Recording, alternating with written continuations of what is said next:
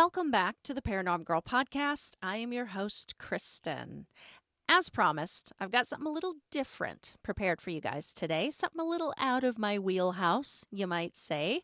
My guests left me completely fascinated with the topic that we are discussing today, and they just left me wanting to know more. So I'm so excited to share this with you guys. Before we get to this fascinating conversation, next week, you guys, next week, I have once again been invited by the tenacious, the intelligent, the brutally curious, the gobsmackingly professional Christina Gomez to join her on her new live stream show, Top 5. Top 5. You may have previously seen me on her show, Shifting the Paradigm, or on her show, Strange News Weekly. She puts out a lot of good shows. If you have not seen either of those episodes, never fear. I've got links for both in the show notes for you to easily access, and it will take you over to YouTube. And while you're over on YouTube, sub to her channel. I'm telling you, you're going to want to. Some of the guests that she has had on in the past, oh my gosh, so good. She has been joined by the likes of Mike Ricksecker, Avi Loeb, Lou Elizondo, Brandon Fugel, and Kristen Amanda. Just a bunch of us heavy hitters and experts in the field, just chilling together over there. No biggie. I don't have imposter syndrome in the slightest, just so you know. Okay. But yes, I will be live streaming with Christina. That show is airing Tuesday, April 25th, 3 p.m. Pacific. That is 3 p.m. Pacific and 6 p.m. Eastern. I will put the link up on my socials for you to tune in and watch, but just save the date, my friends. Save the date. You know how easy it is to forget, get caught up with other things. I get it. I got you, but save that date. Let's do a quick shout out to our friends over at Manscaped, and then we are going to get to my guests. The leaders in men's below-the-waist grooming have already helped you tidy up all the nooks and crannies of your body's basement, but this year, Manscaped can help you get the perfect presentation on that beautiful face with the new Beard Hedger Pro Kit. Make sure you look your best this spring by using code PNG to get 20% off and free shipping at manscaped.com. My partner recently stocked up on his beard shampoo. He loves the stuff, but you would think that the aliens were invading soon with how much he got. I don't know. I don't know. Maybe it's coming. They're coming, and he is going to be entirely prepared to fight the Zeta Reticulans in style, yo. Something that he really appreciates about the beard shampoo is that it is paraben-free. And this is something that he would take into consideration anyway with any hygiene product. It's very important to him. Parabens can cause a lot of damage, and the beard shampoo is free of them. Yay! It's also sulfate-free. It is dye-free. It has been dermatologically tested for sensitive skin, along with all of the other formulations that are included in the kit. And it's a really good choice for someone who takes these kinds of things into consideration, for someone who thinks about their beard health. So I just wanted to highlight that, but also scents can play a big role in our choices, especially with something that is being applied so close to your snoot, right? The beard shampoo scent is very nice. And I think I have spoken to this before, but it bears repeating. It is scented with eucalyptus, rosemary, and lavender essential oils. Ooh, sounds like it smells nice, right? Lee and I both I know this. In the past, in our dark, dark past, we have used products too close to our snoots that would just make your eyebrow hairs stand straight up or jump off your face and fall off. Nasty stuff. But the shampoo, it just smells, it's subtle, it smells fresh, and it smells clean. Just simple. Love it. So, just some of the things that you can consider if you have never tried any of the formulas, you haven't yet tried them, or if you were thinking about trying some of those formulas or the shampoo, this is your sign. This message was meant to find you. Ooh! So go give it a try and save 20% off and get free shipping when you use code PNG at manscaped.com. That is 20% off and free shipping at manscaped.com by using code PNG at checkout. Focus on the face and use the Beard Hedger Pro Kit for the cleanest look in the game. Today, I am joined by the hosts of the Bigfoot Influencers Podcast, Tim and Dana Halloran. Their show, airing weekly on the Untold Radio Network, explores and deep dives the Bigfoot phenomenon and is complementary to the book, The Bigfoot Influencers, written by Tim. Within this publication and on their show, you will find compelling and entertaining conversations with notable influencers in the Bigfoot community, such as Dr. Jeff Meldrum, David Ellis, Les Stroud, and Ron Moorhead. Whether you are an enthusiast or a seasoned investigator, there's something for everyone in the Bigfoot Influencers. Please enjoy my conversation with Tim and Dana Halloran. Yeah, so I'm Dana. And I'm probably the one who got us all started in this in the beginning. I've always been super interested in the subject. Tim and I have 4 boys, and there was a period of time where I was, staying at home and really focused on our youngest, who we used to just sit around and watch Finding Bigfoot and be really super excited about it. And I'm thinking, you know what, Gabriel, one day we're going to go on an expedition. We're going to go on a Bigfoot conference. We're going to do all this stuff. And so, obviously that didn't happen right away. But eventually I convinced Tim to take me to a Bigfoot conference. And we just basically just kind of like just oozed into everybody. Like, we just really connected well with everybody. We made some great friends, actually got to meet Dr. Jeff Meldrum on that. And it was just crazy how, because he was like my rock star, like man crush. So maybe, or let's say professor crush, right? Maybe explain who. Because you're my man crush, baby. But explain who Dr. Meldrum is. So Dr. Jeff Meldrum is probably the leading, most well-known researcher, Bigfoot researcher in the country. He's a professor at Idaho State University.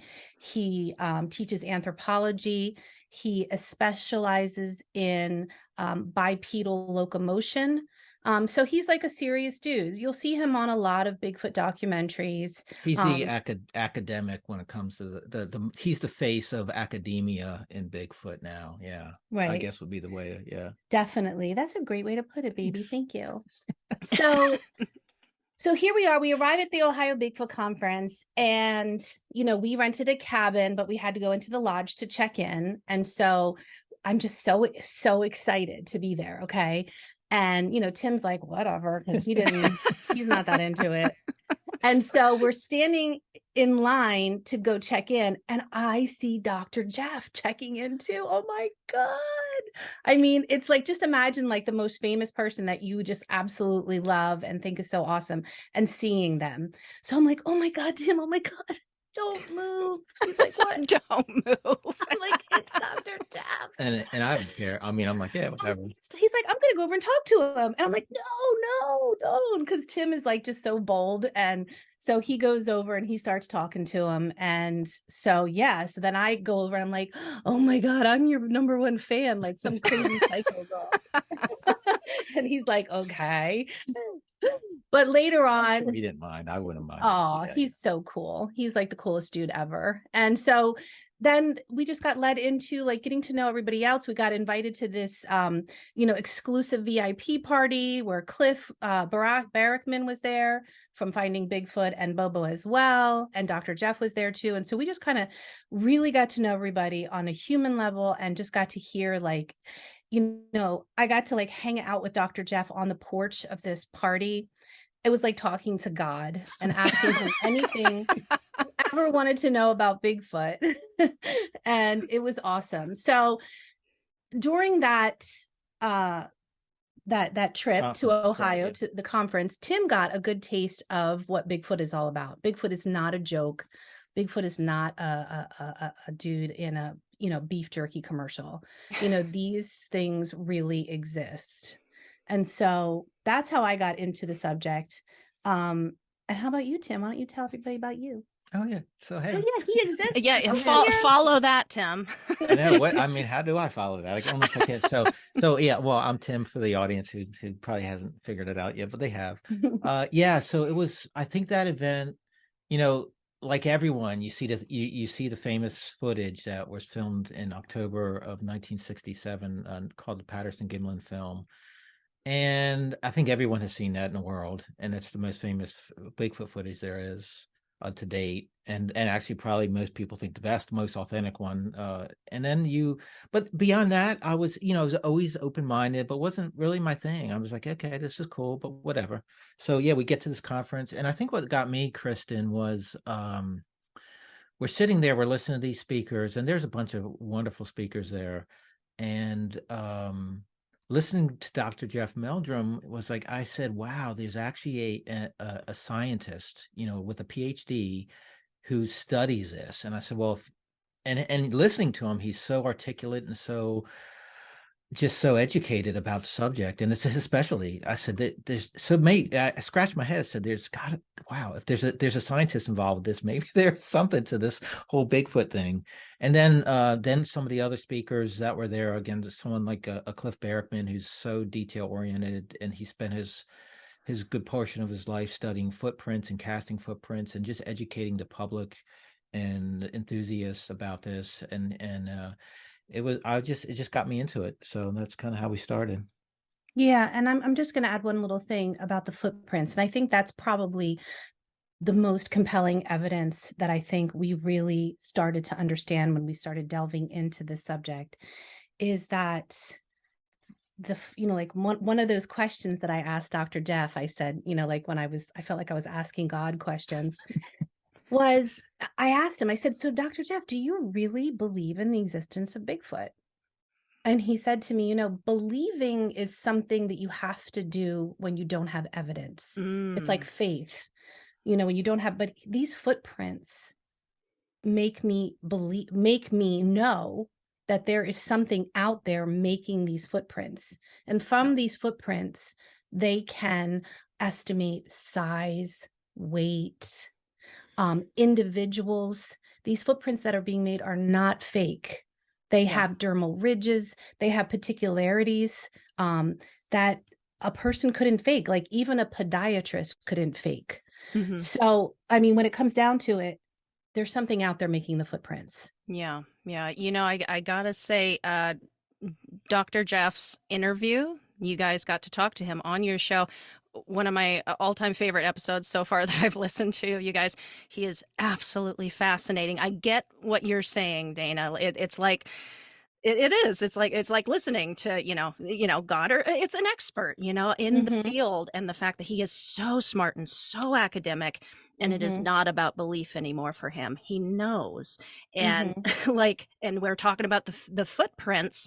The part of the interview where he is going into detail, into depth about these footprints. And I've just never thought about it that deeply before, that there are all of these ways that you can, cast the footprint and see, designate it aside from or apart from like a prankster, doing the same thing, just putting footprints in there to, I don't know, lead people off into the woods for no good reason.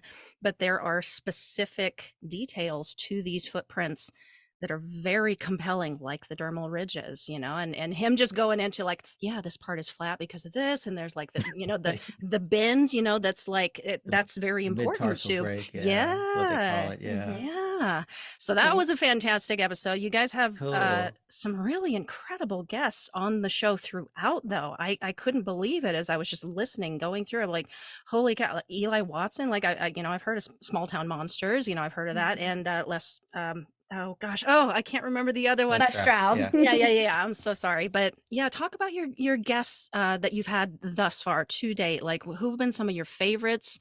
Maybe some cool stories. Something that just. Maybe I'll start, Kristen, on and I feel bad. I don't know. Because there's so many awesome people that we've interviewed. Yeah, it's so hard. I don't mean to be overwhelming with the question. Yeah. Well, I was fortunate because I was fortunate enough that many of I think when we started off the podcast, I already had interviewed a good group of them in the book. So they already trusted me. They already knew our style, and they knew it was. I hate to say it was easy, but it's kind of easy to get them on podcasts. And I know there's some people out there that have a challenge getting in touch with some, but just because I already knew who they were, we already had rapport. Some of our friends, and it was easy to get them because they already agreed to be in the book. So there's like Eli was not in the first book, and Eli's great. Eli's a lot of fun. And something I have to say about Tim is a great connector. He is amazing at connecting with people. He follows up with people. He just clicks with people. And I think I'm pretty good too. Like, I'm friendly and chatty and everything like that. But just Tim has a really good way of finding out how to connect to people. He wrote the book. And Tim, if you want to show his book real quick, can he? Sure. Tim wrote the book. Pitch. I did not write this book, okay? But from going to these conferences and seeing how many different types of researchers there was no kind of nothing, not a website, not a book, nothing where kind of like pulled. Tim has like basically like a reference of everybody who's doing everything in the world of Bigfoot. And so that was something that was really cool. And so we took from his book, we're doing the podcast. And it's the same thing. We are not the influencers. We are interviewing the influencers. And yes, we are involved in going to conferences, and there probably is an expedition in our future as soon as I learn how to sleep outside. Which we're going to try this weekend. I mean, we're outdoorsy. Yeah. Like, we love hiking and just being outside and traveling and all that stuff. But like, sleeping outside is like a whole different ballgame. For you. Yeah. Oh, yeah. For me. I grew up in Montana. It's overrated, but okay, I wish you luck. I'm going to try it. But so you were saying. Oh, yeah. Kristen asked some of our favorite. Yeah. Oh, wow. Les Stroud was pretty cool. I mean, because Les Stroud. So the interesting about Les Stroud is Les Stroud's. Everybody in the book, not everybody, but most of the folks in the book are around the subject of Bigfoot, and if, like, Cliff Barrickman will tell you, he told us, he said, what's nice. Cliff says, I can go to the grocery store and nobody knows who I am. So he can get away from that public eye. But once he's in the Bigfoot world, everybody knows who's Cliff. He's humongous. Right. But Les was the one person that pretty much is probably bigger outside of the Bigfoot world than he's inside the Bigfoot world. So though he did do a couple of he has his documentaries about Bigfoot. Yeah, he has Survivor Man Bigfoot. Right. So he is still big in the subject, but he's big outside the subject too. So he's more of a household name for those who are not Bigfoot enthusiasts. So Les was cool, and I think Les' interview was really cool for me. It was really easy too, because Les is used to being on television. He's used to keeping his answers short. He's used to like squeezing in as much goodness in one answer. Right. So he was really easy in that sense. But for some surprises, like for me, I was surprised how much I liked Ron Moorhead. So Ron just for your audience, Ron Moorhead is a researcher who, I guess he's most famous for his Sierra Sounds recording, which is some Bigfoot chatter, which is totally freaky. From 1971 or 72, I think it was. And I mean, the crazy thing for me as somebody who taught English as a second language and also speaks another language fluently, you could just tell it's a language. They're communicating. It's not just somebody going, blah, blah, blah, blah, blah, do you know, like, Mm-hmm. and the sounds that are being made are just sounds that don't even seem like a human could make them out of all the craziest languages around the world. So, and also Ron is just like a really cool person. And he does delve into Bigfoot being not so much a biological creature as maybe a paranormal creature that can kind of come in and come out of possibly I don't know, wormholes. Yeah, or quantum physics, he thinks. Yeah. Maybe. But so not a lot of people in the Bigfoot world agree with him. Okay. But he's well respected. He is well respected. Yeah. And so I think that he was probably my most eye-opening interview. Yeah, and we've had a lot of fun ones too. I mean, gosh, I mean, just fun ones. Diane Stocking was fun. Yeah, she was fun. She's one of the, she's been around for a long time. Yeah. And there's not a lot of female, I mean, it's still a man's world. And I'm going to say as a man, it's just, if you look around, and there's more, I think it's exciting to see more, but there's a lot of female researchers and individuals that some are passed away that have been around for a long time, have been into this subject for 20, 30 plus years. And so it's refreshing to see that, but it's, so Diane's was fun because she's kind of no BS with her. Right. And right. she worked through all that and raised kids and is out there and just had a lot of fun interviewing. It's hard to say. It is hard. Even the guys out in Area X. Oh my gosh, yeah. I mean, there's just so much. We could go on and on. Every single interview has been great. So. Oh gosh. Okay, I'm so glad that you said that. I was trying to think. I was like, what was I going to ask him that was really important? Area X is mentioned a couple of times throughout the podcast. I have never heard of this before. Would you tell us about that? What is that? You want me to start? Yeah. So there's an organization. So in the Bigfoot community or the world, there's different research groups. The most famous research group is the Bigfoot Field Researchers Organization, the BFRO, which was founded by Matt Moneymaker. And that was groundbreaking. I mean, he created and that's still the standard. But then there's other groups out there too. And there's other groups that don't really they have different purposes. And there's a group in Southeast Oklahoma, Northeast Texas called the North American Wood-Ape Conservancy. And those are the people who are involved in Area X. Right. Yes. So they get out in the woods and they had 3 research areas, and they just, for some reason, they did X, Y, and Z. That's why it came Area X. So it's really cool. It just happened to be X. So Area X is a place in the I'm going to pronounce this wrong, the Ouachita Mountains in southeast Oklahoma, and very rural. Really hard to get to. Yeah, maybe they feel maybe the most rural place in the East Coast. Yeah, like you literally need like a 4-wheel drive vehicle in order to get there. There's no cell phone service, no electricity, no running water. So, so Area X. So Area X is the area where they've had the most activity. So they focus a ton of their activity, the North American Wood-Ape Conservancy, or the NAWAC. And they'll go into that area, and they have teams that go in for 6 or 7 weeks or longer, but maybe each 12. team stays for about a week. So their idea behind this was to always have someone there. Okay, because a lot of sightings occur with hikers, fishermen, hunters. They're out there, they see a Bigfoot. I mean, your chances of seeing a Bigfoot another time in your life is basically like getting struck by lightning twice. Yeah. Do you know what I mean? It's just not going to happen. So these guys wanted to diminish those odds. in an area where they were getting frequent sightings. So they came up with a plan that between May and November, or May and October, they would have at least one team of people there for 1 week, and then the next team would come in. That way they would always have people in that area for a span of 6 months. And so over those 6 months, they have activity. Obviously, there's some weeks that go by where there's no activity, but there's some pretty crazy stories, especially from Daryl or Kathy. Kathy Strain was on our podcast, and you guys can still listen to that episode.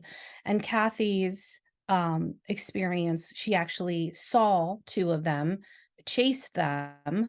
And she wasn't the only person that saw them, because there were other people there. They were sitting around the fire pit, and but she was the crazy one who actually got up and ran after them. Oh, wow. They were probably one was like a teenager, maybe one was a little smaller. But they're relating to, she thinks it wasn't a full adult. So right. Yeah. But I mean, or just like the stories that come out of there is just like rock throwing, growling, vocalizations, just a ton. Yeah. Kind of, that's my goal. My goal is to get used to sleeping outside and get used to rocks being thrown at you. Well, we're going to be sleeping in my Jeep. Yeah. Because I'm not sleeping in a tent. We're just going to like convert the Jeep into and then we can like have lunch and eat and cook in the tent. But at nighttime, my butt is going to be in the Jeep. You're like, click, click. Yeah. Because there's also like mountain lions and bears there, and you're in the middle of nowhere. So like basically, I think they said you have to drive about 2 hours before you get cell service. Something like that. I mean, it's pretty crazy, girl. Something happens and, I mean, there's a satellite phone, but who's coming to get you? So, but that would be my fate. And we've been invited. I would love to do that. So, but yeah, so just the stories that come out of there are just amazing. Yeah, we've had a few, few of them were in the book. Kathy and Bob Strain, Daryl Collier, Matt Pruitt, who's a good friend of ours and helped me with the book. If it wasn't for Matt Pruitt, I probably wouldn't have written the book. He's a cool dude. And then we interviewed Mike Mays, who's not in the first book, but he'll be in the second book. And it's just when you hear these individuals, I think say, for example, if there's 100 individuals involved actively in that group, I think this is what scratches my head. Why would there be 100 people, and I'm just throwing that number out, that would spend time and money to go down to this area and research if they really didn't, why would they, you couldn't get 100 people to do that if there wasn't something out there going on. Yeah. If there's no there. Right. Yeah. Absolutely. Well, so Dana, you mentioned, things like rock throwing, things like the chatter, things like, the footprints that you can see. What, how would somebody know that they're having an actual encounter rather than, there's just a bear rustling around in the brush over there or something? How do they know? Because I think that happens a lot. There's misidentification. You see like a large furry brown thing off in the distance. And I think the thing that sticks out for us from listening to even witnesses' stories is that it's walking on 2 feet. I think that's the thing. The bipedal thing is just the thing that I think sticks out for most people is, yes, bears can walk on 2 feet because, we've all seen them do that in the circus or trying to like get, honey out of a beehive from a tree. We've seen them do that. But to like walk like a long distance as they're running away to get away. Right. So I think that's definitely the thing that sticks out most.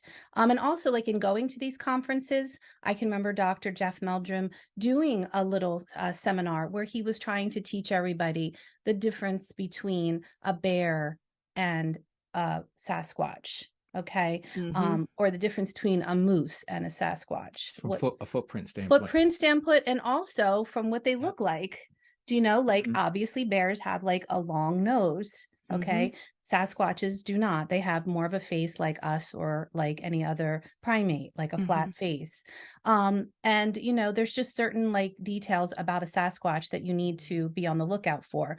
But hearing from most of our witnesses and researchers, like I said before, the thing that sticks out is the fact that they're on two legs, the fact that they are so large, so 8-9 feet tall. And the fact that they're very elusive. I think also for someone who made one, you know, going back to the rock throws, Kristen, is what throws rocks, and sometimes they're fist-sized rocks. We just had Todd Prescott on our show last week, this past week, and yeah, what can throw a fist-sized rock? You know, there's not much out there. I don't think there's anything. Even a bear doesn't throw rocks. They don't have what they call, you know, they don't have thumbs. So disposable funds. Yeah, I don't think there's anything in North America, any animal. It's either a human or a Sasquatch. Yeah, it's got to have that the ability to grab it. Yeah, and throw and launch it. Yeah, yeah. Like I don't think that raccoons do that. Do you know? And even like these rocks are like huge rocks, do you know? So what's throwing the rocks? A person that's out in the middle of Oklahoma that you have to get to by you know, a 4-wheel drive and not knowing and have no cell service. Not know if the people that you're throwing rocks at have guns and might shoot you. I mean, who's doing that? Yeah, it's, you know, those are things that are wild. The audio, I guess, you know, it's owls make weird noises, coyotes, fox, but a lot of there's audio specialists too that will study the sounds, and they can rule out, you know, David Ellis is one of them that we've had on the show, Kenny Brown, the individual that studied the Sierra sounds is a cryptolinguist who worked for the Navy, and they've studied this audio, and they there's nothing in the database of anything in North America that makes these sounds. So that's something else. If someone's out that, if you know, if it's a howl or a whoop or the chatter, there's just hopefully, you know, I'm not sure if I'd be thrilled if I heard that. I think it's distinctive when you have that experience. Yeah. Like even like I'm not really up on the, you know, ghost phenomenon. I don't really know much about it, but I mean, I would think it's pretty clear that if you've like taken the batteries out of your Elmo doll and it continues to talk, that that's a ghost. Do you know what I mean? Like, I think I saw that on some like, you know, documentary or something. I was like, oh yeah, I would be out of that house. So it's like, it's pretty, I think it's pretty clear when you roll up on a Sasquatch. Yes, I'm sure there are definitely moments of misidentification. Yeah. Yeah. I think, and then I guess the other thing that stands out is people feel we hear a lot that they feel like they're being watched, and their hair stands up, or they get the feeling of the other feeling of like what they don't know what's related to. They say could be something related to infrasound possibly, but they get this feeling of I got to get out of here. Something's not right here, and they just want to leave. And we hear that a lot from people we talk to. So that's interesting too. And I've never had an experience out in the woods, obviously. So why don't you explain to everybody what infrasound is? Sure, I'll do that. All right, go ahead. So infrasound is, I guess there's some animals that have it. Lions, elephants have infrasound, and it's a sound that emits that we can't hear from our audio or from the way ours are here, but it's more of a, how would you explain it? Like a vibration. A vibration, and it just I think some predator animals use it to stun their prey, to give them a few seconds to get on, attack them, Yeah, like I don't know if you've ever watched those shows where it's like a show that used to be really popular where like they're like, I think it's like, I'm not trying to like pick out any country in particular, but I think it's like Japanese whalers, and then there's these like Greenpeace guys that are trying to like save the whales, and then the Japanese like have like this big like bullhorn thing that emits this sound that we can't hear, but it makes us feel sick.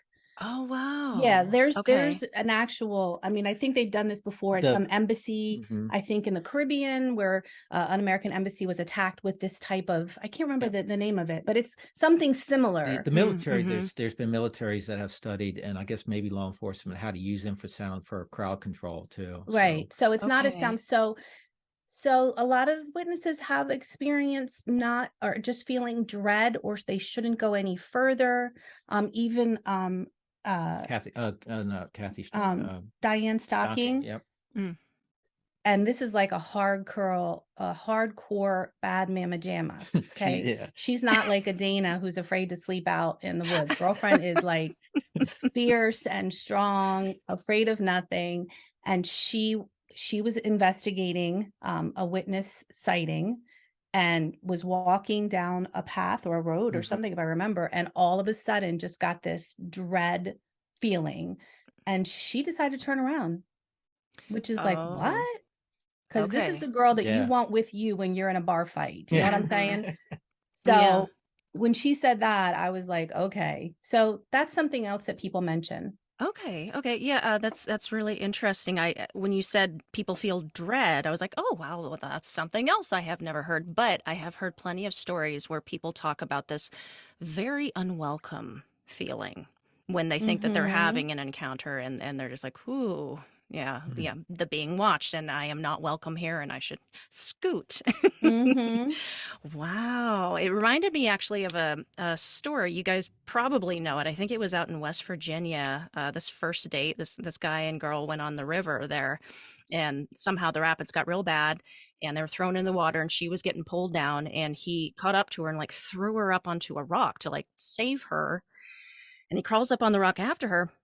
And then this big splash in the water next to him draws his attention up to the bank, and he sees what he describes as a gigantic, massive Sasquatch with picking up another rock, and it looks mad, real mad. He talks about it later that he was trying to hurt her, the woman, when he tossed her up on the rock.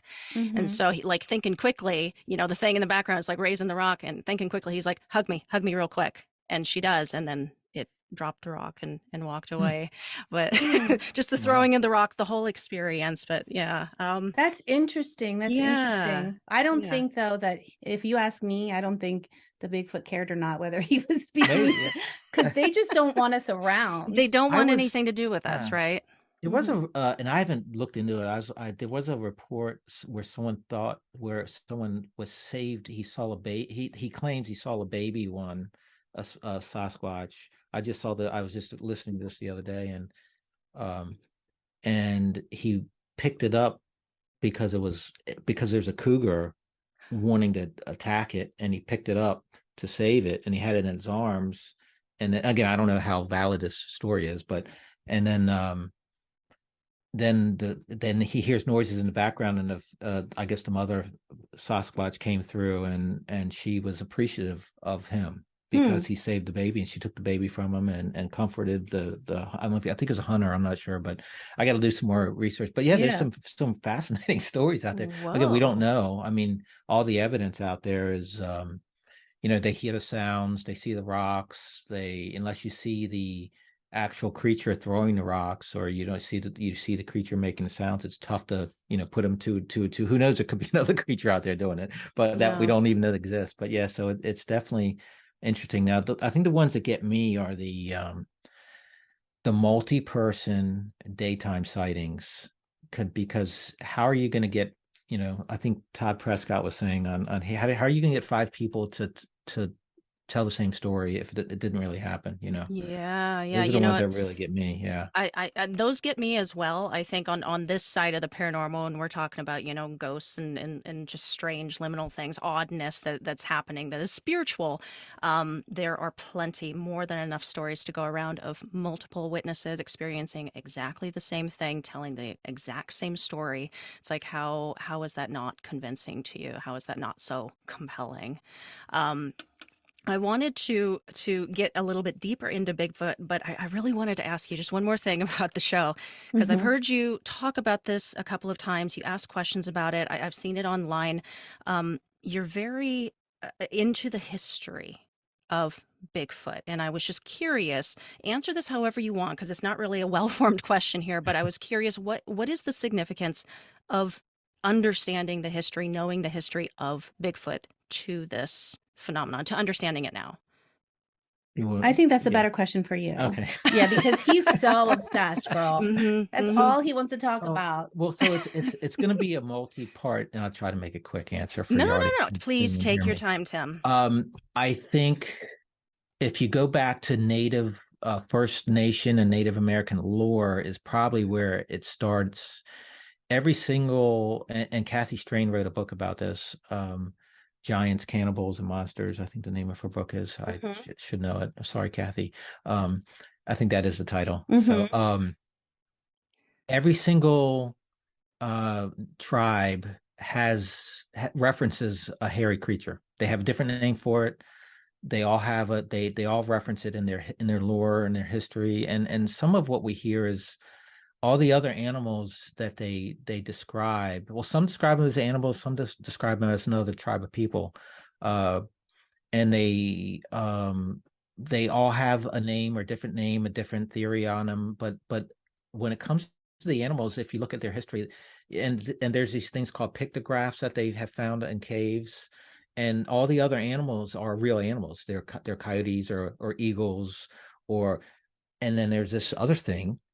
And so they're like, well, everything else they depict is a real creature. So, and here's this big hairy thing on two legs.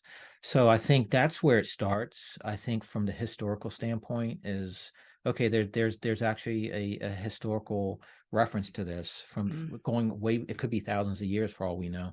And so just to interrupt you real quick. So that's the historical. Yeah.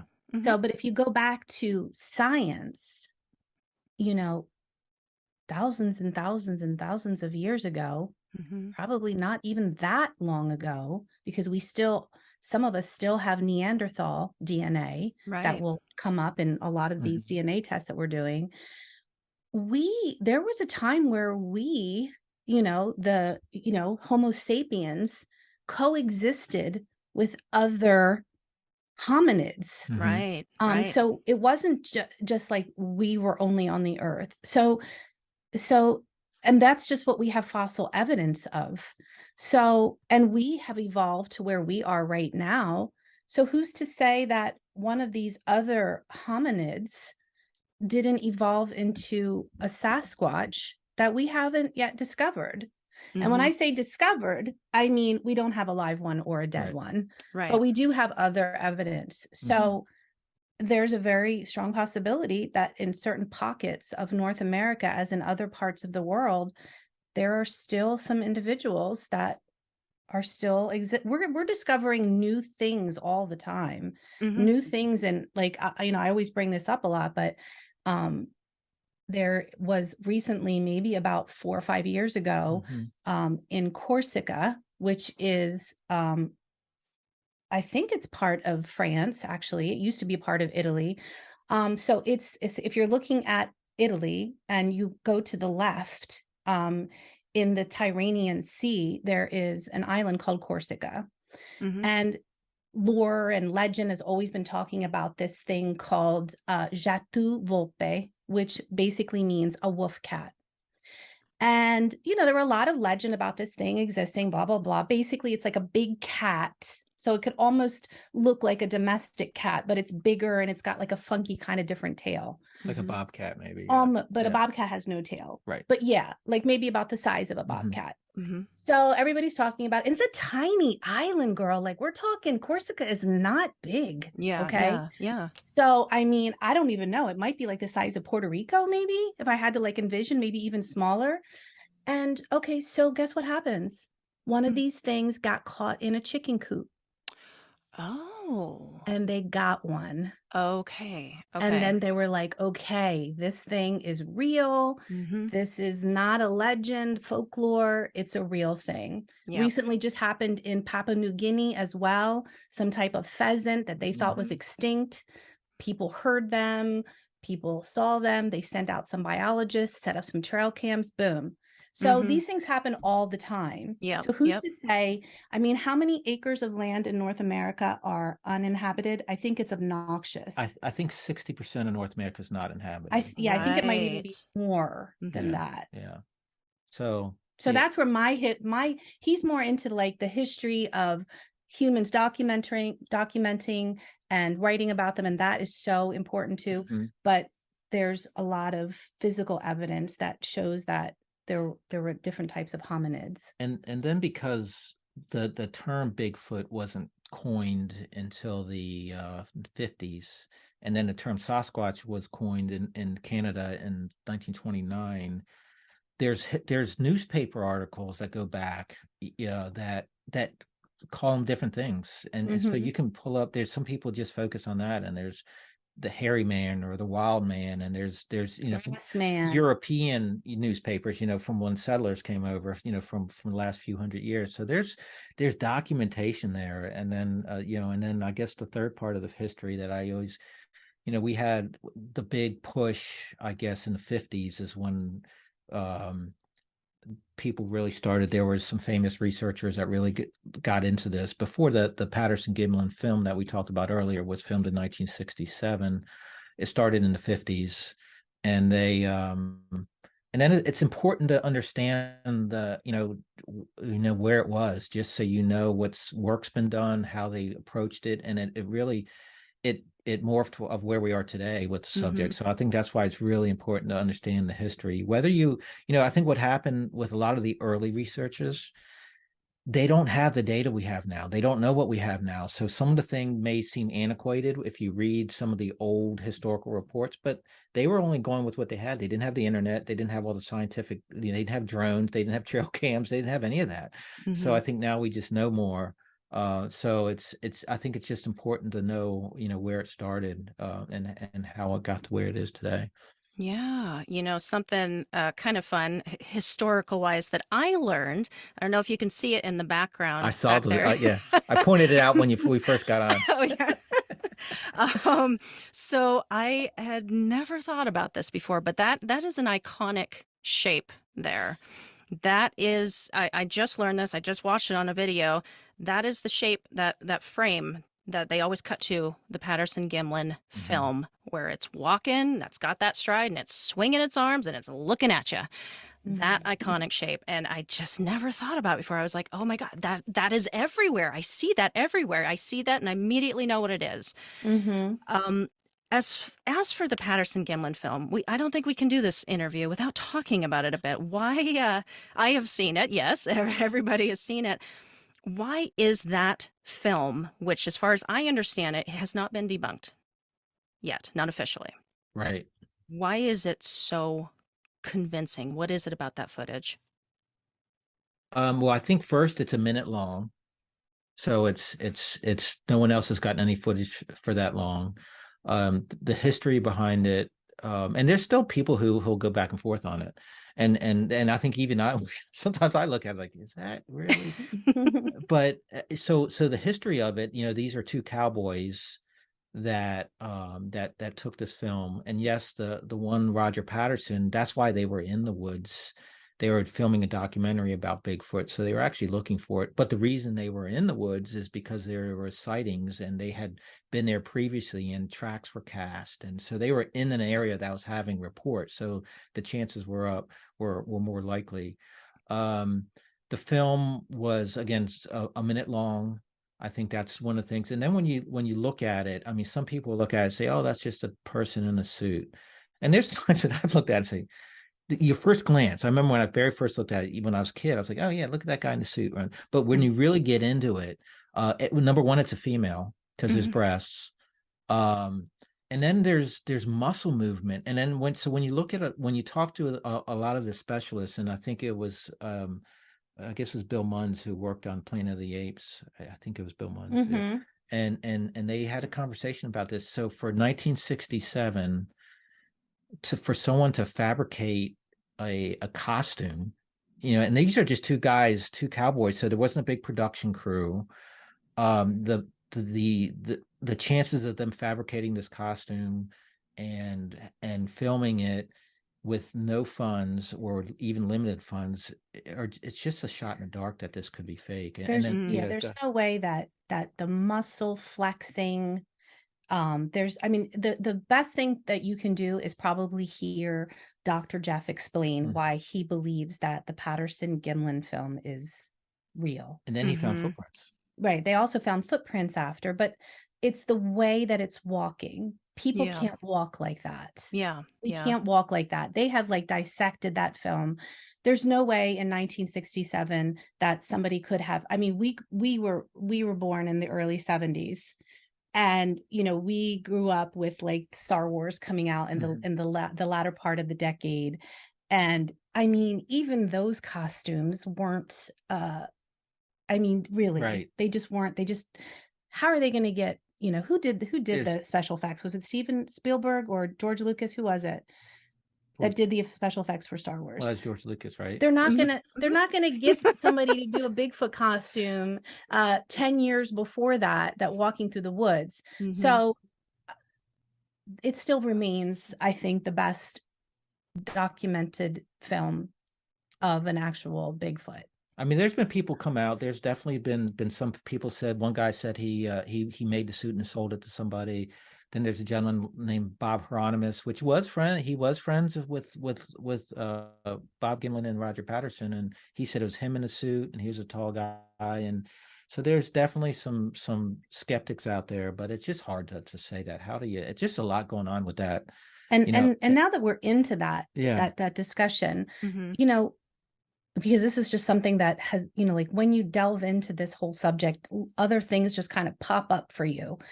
The possibility that the government is trying to suppress the fact that, there's a lot of witnesses who are saying that, the government knows they exist, but for other, certain reasons, they don't want it to become known that we have an 8-foot tall bipedal species that lives in North America. And for a lot of people have different reasons for why they think that might not be something that the government wants us to know about. Some of it could be forestation. What is it? Forestation. Well, protected. Do people want to be wandering around hiking if we know that there is an 8-foot, 500-pound bipedal animal that could rip your head off in an instant? Right. Or what were some of the other ideas people had of why maybe the government would want to suppress this? I mean, there's so many different. I mean, I'm sure Kristen hears them too with all the with anything when it comes to UFOs. Sure. Right. Paranormal. I think or the government. Have they been testing them? Have they been? There's just all kinds of different. Right. But some researchers actually believe that the Sasquatch is better off being a secret, being something that people don't believe exists. Because if all of a sudden we found a dead one or a live one, everybody would be out in the woods looking for these things and taunting them, and they want to be left alone. I mean, like if you think of, even if you go back to Jane Goodall, she is the researcher who made a close contact with the silverback gorillas. And it took her a long time to gain their trust and research them and get to know them. And I don't even think that they were officially known in the area. In that area, I'm not sure. Yeah. I mean, so, for me, it's just incredible that we live in a country where we have something so gigantic living among us. So I think, and a lot of times, I think people who live in more urban areas, they forget that if you walk out in the woods, there are bears that are 600 pounds, and there's mountain lions, and they're walking around free. So I think we forget how we still have some wild some nature out there. Well, yeah, and you can't reason with them. So if you come across like a mountain lion and you're running down the road and all of a sudden a mama mountain lion jumps out. I'm sure we've all seen that video of that runner who's like backing up and he's like, no, there's back. no reasoning. You can't talk your way out of that, honey, because she don't care. That is just pure drive. Exactly. So there's tons of, he probably ran down that road every day for God knows how long. And then all of a sudden, guess what? We live in a wild world. We live in a wild world with lots of unknown things going on. And so, yeah. Now, on that note, and maybe this is the answer, what are your guys's personal opinion about Bigfoot? What are we talking about here? Are you of the belief that it is an ape-like creature, a primate? Are you more of the mind that there is something kind of magical, interdimensional about it? We have not found a body, we don't have the bones, that kind of stuff. We don't have that hard evidence of the actual body being there. Like, what do you guys think about it? I think we both feel the same way. Wouldn't you say? I think so, yeah. We're both very much on the idea that, okay, so when do we find bear bones? I think if you really look into it, I don't think we find a lot of bear bones or mountain lion bones. Tim and we have woods right behind our house, and there are times where we're walking back there every single day. Same path, walking through. There's plenty of wildlife out there. We live in southern Delaware. We don't have any large predators. I think our largest predator is coyotes, which we definitely have back there. We have finally found, like maybe after 8 years of walking back there, we finally found bones of a raccoon. And that was a raccoon that we had a raccoon. It was sick in the driveway that showed up, and we wonder where it came from, and then it went off and it ran into the woods, and it probably died right there. But I mean, when do you ever find bones of any animal? True. Yeah. I mean, well, our cats do. Oh my God, our cats are nightmares. Yeah, that's a whole nother story. But no, but seriously, so. The whole finding bones or finding whatever, but I definitely think that, like Dr. Jeff said, something's making these footprints, and they can tell by footprints how tall, how much it weighs, how far the gait is of this thing that's walking. And from hearing people's eyewitness stories firsthand, and we've heard people's stories firsthand who don't want to share it with the public. Oh, because they're afraid of ridicule. Right. Because we're like, oh my gosh, we'd love to have you on our podcast. And they're like, no, sorry. Right. So who does that? Okay. Right. So I believe that these things exist. I'm open to listening to the fact that there might be a paranormal angle to it.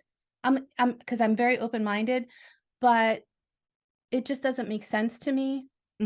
It doesn't make sense to me. Like, UFOs are UFOs, and that's cool, and totally believe that that's a situation that we have here for sure.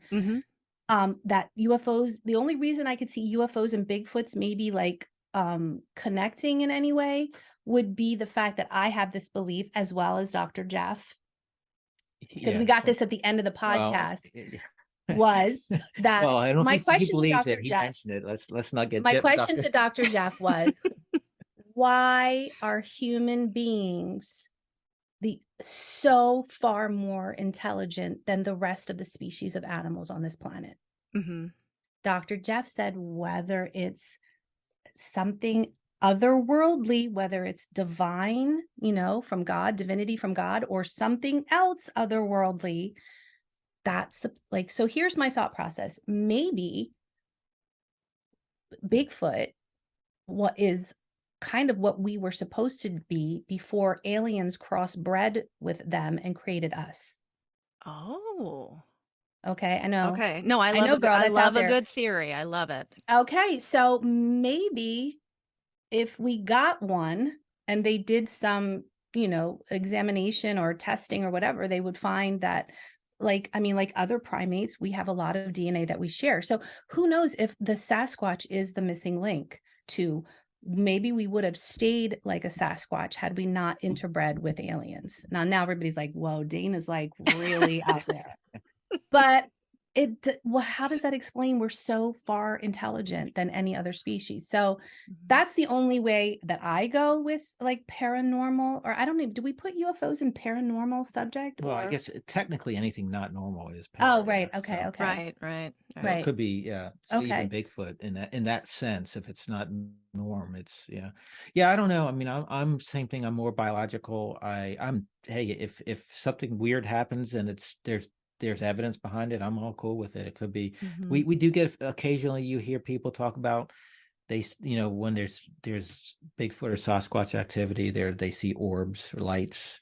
So we do hear that some. I mean, not as much as the other types of sightings, but so hey, you know what? I'm more of a flesh and blood biological thinking, but Yeah. if it is something else, hey, that's as long as we understand what's going on, it's cool to me, you know. All right. God, this has just been so intriguing to talk to you guys. I really appreciate your time. Yeah, and girl, you are so good, by the way. Oh, Like, thank really, you. like Thank you're you. awesome. Oh, Yeah. thank you. You guys as well. I'm just really enjoying your show, and I'm binge listening right now, so I'm almost done. So you guys got to make more. So here near the end, I have some final questions for you, as I told you I might, and then we'll close it up and let you guys get on with your day. So I guess just whoever wants to answer these, just a few of them for you. So first question I got. Look at me. Everybody looks at look. Tim. Yeah. Yeah. So there, of course, is this negative connotation to Bigfoot and those types of encounters. For instance, where I used to live in New Orleans, we had the Honey Island swamp monster. They call him a monster. And there's all these other things. Like you hear stories like the rock throwing, like there's this aggressive aspect to it. What you guys said today, the infrasound, predators use that. Is it a predator? So I'm just curious. Do you think there is any reason for us to fear? I mean, I think if it's an animal, a primate, you always have to fear, and you got to fear humans out there. I feel like Yeah. it's more like, I feel like if we have to kind of like compare a Sasquatch to something that we know and we feel familiar with, I would compare it to a silverback gorilla. Like they say that, if the male feels threatened, it'll come charging towards you, but if you cower and lower your eyes, it won't hurt you. My feeling is that they're powerful and big because they're killing large prey. They're killing deer, because obviously in order to be that big and powerful, they would probably need to be eating some meat. So I think if we respected them just like we would respect any other large omnivore, bear, like a bear as well, I don't think an attack would be something 100% that would definitely happen. Okay. I think it would only happen if it felt threatened. Or starving. I don't think it would eat people. You never know. I don't think we taste good, dude. I don't. And you know what? I don't wonder if there's this other level to it that we should take into consideration, because from most of the stories I have heard, there is this sense of intelligence, not animal intelligence, intelligence we would understand. So I don't know, just another layer to it, something to consider. All right. Next question. Whether you are buying into it or not, just go with it here. What is the craziest theory you have ever heard? Gosh. The craziest theory about Bigfoot. Yeah, whether you love it or you're just like, oh, that is such hogwash. Craziest theory about him. Well, there are some people who talk to them, but that's not a theory. Right. I mean, a theory would be that they came, I don't know. I guess a theory would be, and this just could be my lack of understanding of quantum physics. Right. Yeah. And that's probably a huge thing. Is I find it hard. I do find that hard to understand that they are disappearing through portals and going to different dimensions. But again, that could just completely lie the fact that I don't know much about me it. too, because what else could be doing that then? Why would that just be the only thing? Because because if it's at a different frequency and can go in and out of our dimension and still leaving physical evidence behind, what else is doing that? That might be the one that really makes it tough for us to understand. Okay. All right. And final question for you. Asking as someone like this, for someone who is not familiar with the subject, but is curious to begin their own education, where do you recommend they start? The book. No. I mean, actually, that's definitely something you want to get into for sure. But I would recommend, I think the easiest thing to do would be to start watching some documentaries. I think the best documentary that you could probably watch, wouldn't you say it would be Sasquatch Legend Meets Science? Yeah, and that's Dr. Jeff is in there. And also produced by Doug Hychek, who's the publisher of the book and also the producer of our podcast. And Doug is the coolest dude ever. But yeah, I would definitely say start watching some documentaries. And like legit documentaries, like be careful on YouTube, because just like with anything else, not like we're not cool because we're on YouTube too, but just like you can get sucked down like a crazy rabbit hole of, like, my friend at work is like, she knows that I'm all into Bigfoot, and she's like, shows me something on TikTok. Look, Dana, he's got a dead one. I'm like, girl, that's not real, girl. No, look at it. I'm like, no, Therese, that's not real, girl. That is not real.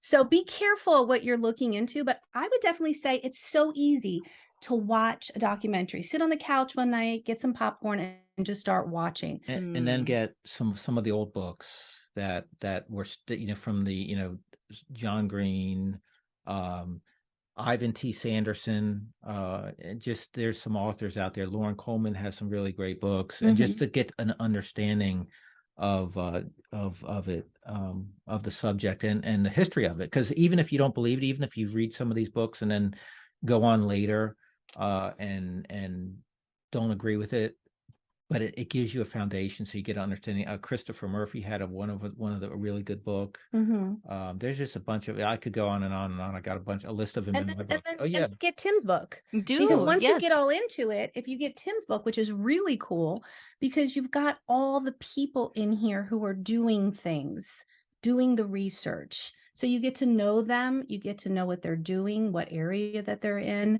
And so I wouldn't necessarily, this is a good place to start, though I think you could throw it in at any point of your Bigfoot journey. But I think it's great because there's so many people doing so many things just in North America alone, not even talking about Australia and Russia and everywhere really. Yeah. Worldwide phenomenon. Okay. Well, where would you like to send folks to find and follow you and to buy the fabulous book? Well, I would start with our website. If you go to the bigfootinfluencers.com, you can find our podcasts. This one will be up. I'll make sure I get this up once you air it. So our podcast you can find on YouTube, as just to see visually, kind of like what we're doing right now. It's on the Untold Radio Network. So we are throwing out our weekly podcast on Sunday nights. Are we still doing 7 o'clock? 6:30, 7 o'clock. 6:30. We try to keep it to an hour, though it's hard. And then you can comment, and we're always in there on the commenting. It's typically pre-recorded, but we go in there live, and we try to get our guest live so we can answer questions that way. And then on the website you can find the book. You can, if you want to support small business, there's places you can buy the book. You can go onto the bigfootinfluencers.com, and you can get the book at the International Cryptozoology Museum. You can get it at North American Bigfoot Center. That's in Oregon. That's Cliff's Museum. But they all have online stores. SasquatchTheLegend.com. You can also find it on Amazon. Yeah, it's on Amazon. It's on all the, if you Google search it, you can find it on any of the major Barnes & Noble, Walmart, any of the major bookstores as well. Yep. Or you can, and you'll also see us a lot of times at some of the Bigfoot conferences that are throughout the country. Yeah. Actually, in 1 month, we'll be back in Ohio. Mm-hmm. So we'll be at the Ohio Bigfoot Conference, which I think, in my opinion, is probably one of my favorite conferences. This year, Cliff will be there, Cliff Barrickman, Renee Holland from the Finding Bigfoot. Mark. Wait, is Mark going to be there? Mark Marcel? No, I thought Mark was. But a lot of great speakers, and we'll be there. Yeah. So I'm actually emceeing it this Tim's year. going to be the MC at the event. No kidding. Uh-huh. Oh, fun. I'm going to be stuck at the booth selling his book.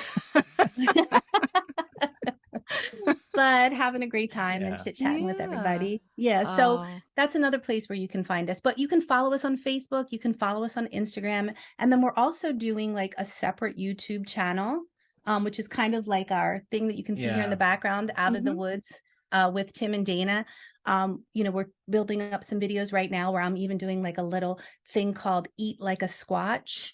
So I'm going to be doing like little mini episodes of cooking with ingredients that a large omnivore would probably be eating out in nature. Okay. So I'll be making my famous Sasquatch salad.